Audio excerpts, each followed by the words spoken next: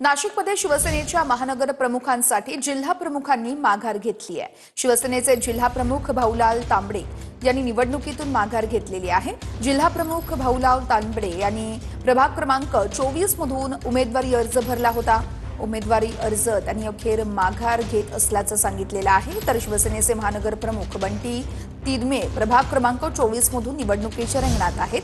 बंटी तिदमे यांच्यासाठी भाऊलाल तांबडे यांनी आपला उमेदवारी अर्ज मागे घेणार असल्याचं सांगितलंय।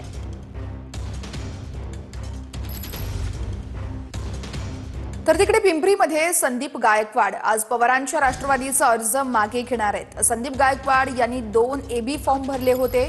माझ्यासोबत विश्वासघात झाल्यानं शिंदेकडून एबी फॉर्म भरला असं संदीप गायकवाड यांनी म्हटलंय।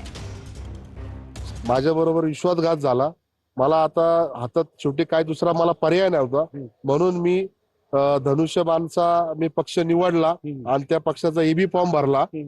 तर आता मी ठामपणे सांगू शकतो की मी जो माघार घेणार आहे तो फक्त मी तुतारीचा फॉर्म मागे घेणार आहे आणि मी जो लढणार आहे ते फक्त शिवसेनेच्या ह्याच्यावरच लढणार आहे।